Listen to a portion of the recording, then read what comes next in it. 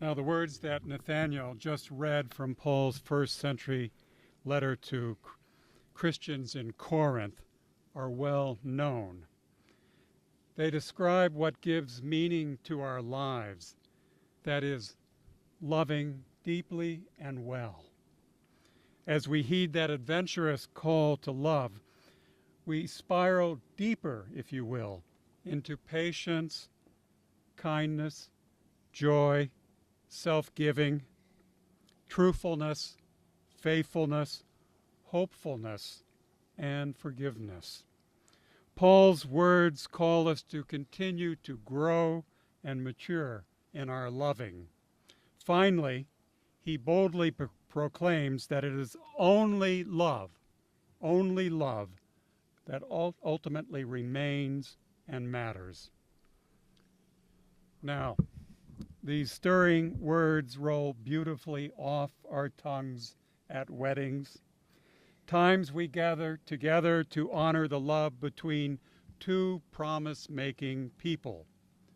When we hear them, we can't help but admit that we've fallen short of such love.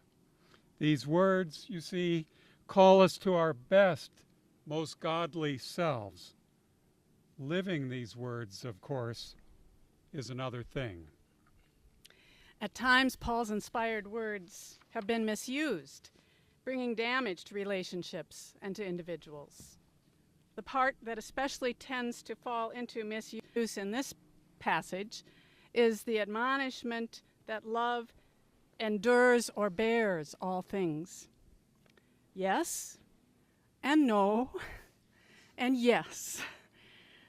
Listen, this passage makes clear that enduring in the sense of steadfastness is important, but enduring in the sense of enduring hurtfulness is antithetical to everything else the passage says.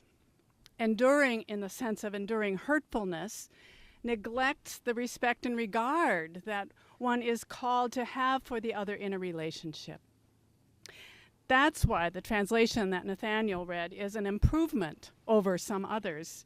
Verse 7 in his translation reads, "Love always protects, always trusts, always hopes, always perseveres." And that replaces another translation, which would be, "Love bears all things, believes all things, hopes all things, endures all things." Listen again to this different, more hopeful, faithful, loving, and active way of describing steadfast love. Love always protects, always trusts, always hopes, always perseveres. Such a description might help us avoid the spiritual trap of expecting a committed spouse to passively endure all things. That is, submit to bad behavior out of love. No. A loving person, a person maturing in their ability to love, will nurture and protect that love by calling their partner to be their best self, their godly self, calling them gently, perhaps on certain occasions, and more firmly or dramatically at other times. With courage and humility, they entrust the precious love they have for their partner to God for safekeeping. Calling your partner into godliness is not primarily a reaction to bad behavior. It's actually an undergirding positive calling that builds and expands capacities in one another so that they can blossom and bear fruit. Both Hannah and Ben answered the premarital survey question, "What do you appreciate most about your partner?" with comments about how the other called them to become their best self. They knew they were better together. Not that they're incomplete, separate from one another, but they recognized that their love encourages them to dig deep, That's how self-giving love works. It builds up, creates, grows, renews, makes more of something. We all have witnessed that Ben and Hannah are soulmates, whose love and respect for one another, after having been planted, has taken strong root. It's been well watered and carefully nurtured.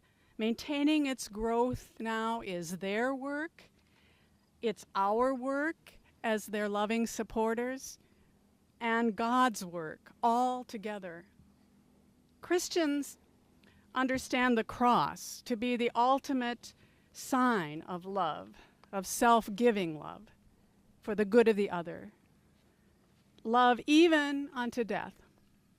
The cross speaks at the same time of rising up, of souls rising, lives rising, hope and faith and love rising, even where despair and betrayal and hatred are overwhelming.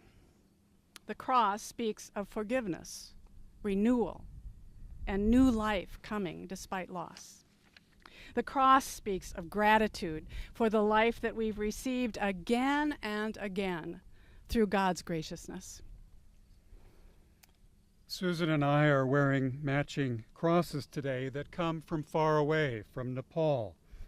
The cross is made up of both the vertical and the horizontal. That simple reality brings us to that which is high above and deep below. At the same time, the cross sends us out into the horizontal, the connection to others. These particular crosses that we are wearing are adorned on each side with 5 spirals and 3 holes. I have no idea what the original meaning of these spirals and holes might be, if there was indeed any meaning beyond just being thoughtful decoration. But, Hannah and Ben, we give them now to you, along with a challenge as you enter what we pray will be a long and fruitful life together.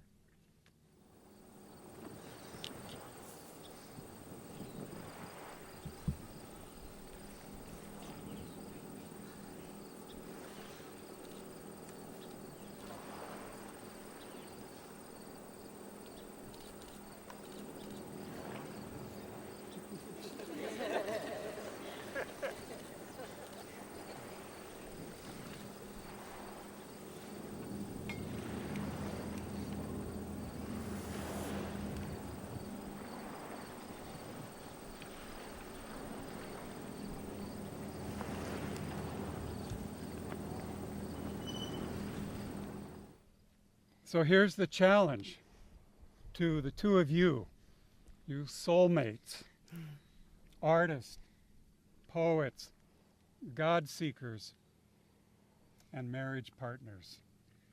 Make meaning from what is here. Make meaning from what you've been given. Make meaning like the spirals on your cross. Spiral down into what's set before you. Spiral down once, twice, 5 times, maybe even 10 times. Make meaning.